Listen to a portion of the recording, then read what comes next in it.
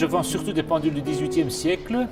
Je déborde un peu sur le XIXe siècle et aussi sur le XVIIe siècle. Des pendules qui viennent de partout en Europe, généralement françaises, mais beaucoup de spécialités belges qui n'étaient pas encore la Belgique à l'époque. La Hollande, l'Angleterre évidemment, et un petit peu l'Allemagne et l'Autriche. Je ne vends que ce que j'aime, d'abord. C'est mon critère principal d'achat. Mon deuxième critère d'achat qui est très important, c'est la qualité et l'intégrité.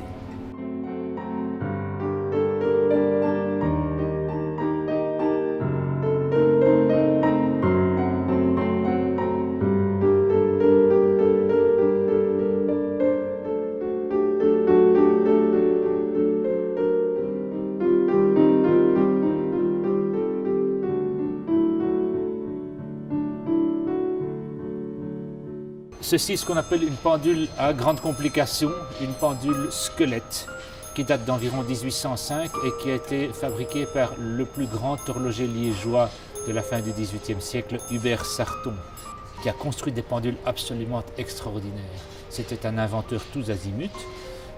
Pour revenir sur cette pendule-ci, on verra sur le cadran principal la donnée des heures et des minutes comme on le voit partout, avec une aiguille des secondes centrales, une aiguille du quantième qui donne les 31 jours du mois. Nous passons au cadran latéral bas à droite qui donne les 7 jours de la semaine, celui de gauche qui donne avec les signes du zodiaque les 12 mois de l'année. Voilà, vous venez de l'entendre sonner ces 3/4 sur 2 cloches. Sur ce type de pendule, c'est tout à fait particulier et très rare. Pour terminer, nous voyons ici les phases de lune qui chapeautent l'ensemble. C'est vraiment le modèle le plus typique, le style de modèle le plus typique qu'Hubert Sarton a développé. Il en a fait un certain nombre, mais ce modèle-ci en particulier, on n'en connaît qu'une seule. La voilà.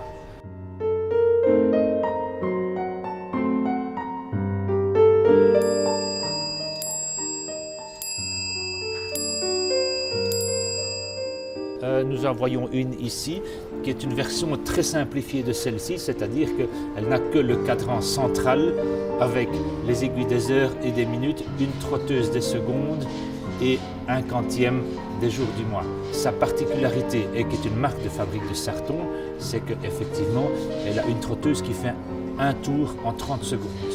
Et il n'y a que Sarton qui ait jamais fait ça, mais pas sur toutes ses pendules. Et nous avons aussi un très joli cartel en vernis martin bleu qu'il aurait fabriqué dans les années 1775 environ, certainement fabriqué à Paris, dans le goût parisien de l'époque, dans le goût Louis XV. Par contre, les aiguilles et le mouvement ont été fabriqués à Liège dans les ateliers d'Hubert Sarton et portent déjà toutes ces caractéristiques.